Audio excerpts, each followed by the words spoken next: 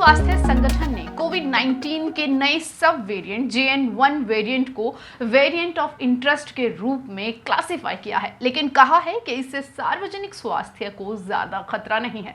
बता दें कि भारत में JN.1 वेरिएंट का पहला मामला 8 दिसंबर को सामने आया था। केरल में एक 79 साल की महिला इससे संक्रमित पाई गई थी। मामले के सामने आने के बाद ही केरल समेत पड़ोसी राज्य अलर्ट हो गए थे। 18 दिसंबर को केंद्र सरकार ने कोविड की स्थिति पर निगरानी रखने और अलर्ट रहने के संबंधी सलाह राज्यों को जारी कर कहा था कि वे RT-PCR समेत पर्याप्त टेस्ट सुनिश्चित करें और पॉजिटिव नमूनों को जीनोम सीक्वेंसिंग के लिए भेजें।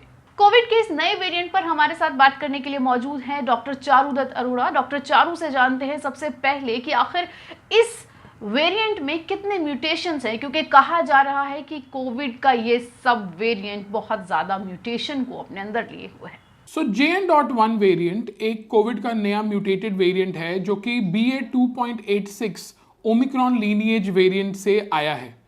JN.1 सब वेरिएंट में जो स्पाइक प्रोटीन है कोविड की, उसमें काफ़ी म्यूटेशंस हैं।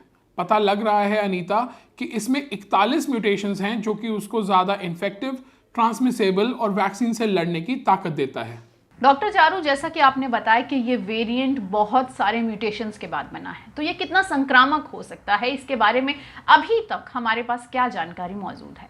अनीता, जैसे आपने पूछा कि इस वेरिएंट के बारे में हमें क्या क्या पता है, तो INSACOG और जो इंटरनेशनल डेटा है 35 कंट्रीज से, जहाँ पे JN.1 वेरिएंट इस टाइम पे डोमिनेंस ले रहा है, हमें यही पता चला है कि उसके स्पाइक प्रोटीन की म्यूटेशंस, यानी कि जो चेंजेस हैं, जो बदलाव आए हैं उनके स्ट्रक्चर में, और वो स्पाइक प्रोटीन जो इंसानी शरीर को चिपकने की ताकत रखता है, उसमें काफ़ी चेंजेस हैं जिससे ये इन्फेक्टिव हो सकता है। पर अभी तक WHO के द्वारा ये नहीं फाइनल हुआ है कि क्या ये वेरिएंट ऑफ कंसर्न है। डॉक्टर, JN.1 वेरिएंट से संक्रमित होने पर दिखने वाले लक्षण पुराने कोविड के मामलों से किस हद तक अलग हैं? और अगर लक्षण आम इन्फ्लुएंजा जैसे ही हैं, तो कोई ये कैसे समझे कि वो कोविड के इस नए वेरिएंट से या कोविड के किसी भी वेरिएंट से संक्रमित है? बिल्कुल सही अनीता, जो JN.1 वेरिएंट के सिम्टम्स हैं वो पहले के कोविड वेरिएंट से कुछ ज़्यादा डिफरेंट नहीं हैं। इसमें भी cough, cold, sore throat, fever, headache, शरीर में दर्द होना बिल्कुल दिखता है। लेकिन इसमें जो एक चीज़ है जो थोड़ी अलग दिख रही है वो है हमारे गैस्ट्रोइंटेस्टिनल यानी कि पेट के symptoms. Most of the patients में vomiting, diarrhoea, nausea, loose motions जैसे सिम्टम्स दिख रहे हैं और पेट में दर्द और क्रैम्प्स तक दिख रहे हैं। तो यदि किसी भी पेशेंट को इन्फ्लुएंजा जैसे सिम्टम्स या रेस्पिरेटरी सिम्टम्स हैं और ट्रैवल की हिस्ट्री है या कोई कोमॉर्बिडिटी है या इन्फ्लुएंजा के सिम्टम्स आपके नॉर्मल वायरल की तरह ठीक नहीं हो रहे हैं, तो डेफिनेटली अपने डॉक्टर से सलाह लें और कोविड की टेस्टिंग कराएं। डॉक्टर चारू, हमारे पास आ रही जानकारी के अनुसार इस वेरिएंट में गैस्ट्रोइंटेस्टाइनल यानी कि GERD जैसी समस्याएं देखने को मिल रही हैं। उससे मिलते जुलते लक्षण इस संक्रमण में नजर आ रहे हैं। ये कैसे लक्षण देती है और ये लक्षण कितने घातक हो सकते हैं? बिल्कुल सही बोला आपने अनीता कि इस JN.1 वेरिएंट के जो सिम्टम्स हैं, इसमें GI सिम्टम्स यानी कि उबत्ते आना, पेट में दर्द होना, मरोड़े उठना, लूज मोशंस, डायरिया और कई बारी आपके कंटिन्यूअस वॉमिटिंग के सिम्टम्स दिख रहे हैं। बट यदि एक पेशेंट अपने आप को हाइड्रेटेड रखते हैं, अपने सॉल्ट वाटर बैलेंस को मेंटेन करते हैं, इलेक्ट्रोल लेते हैं और डिहाइड्रेट नहीं होते हैं, तो इसमें घबराने की कोई ज़रूरत नहीं है। डॉक्टर, ये तो बात हुई लक्षणों की। अभी तक के हालात को कैसे समझा जाए? ये वायरस कितना घातक हो सकता है? अनीता, ये सवाल मेरे से ऑलमोस्ट पिछले हफ्ते से कई लोग पूछ रहे हैं और मेरा जवाब सबको एक ही है कि प्लीज़ डू नॉट पैनिक। अभी तक जो डेटा हमारे पास JN.1 से आया है, चाहे वो इंटरनेशनल हो या इंडियन डेटा हो INSACOG की तरफ से, उसमें कहीं पे भी ये प्रूवन नहीं है कि ये ज़्यादा ट्रांसमिसेबल, ज़्यादा इन्फेक्टिव या ज़्यादा सिवियर है। But at the same time, क्योंकि स्पाइक म्यूटेशंस बड़े हैं, क्योंकि इसमें वैक्सीन को लड़ने की ताकत या क्षमता ज़्यादा है, इसीलिए WHO के द्वारा ये वेरिएंट ऑफ इंटरेस्ट बोला जा रहा है, ना कि वेरिएंट ऑफ कंसर्न।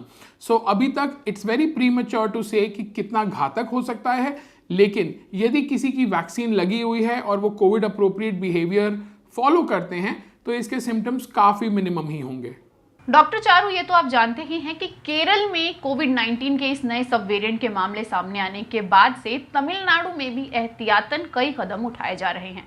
आम लोगों को किन बातों का ध्यान रखना चाहिए? ऐसी कौन सी एहतियात हैं जो आम लोगों को बरतनी चाहिए ताकि वो संक्रमण से दूर रह सकें?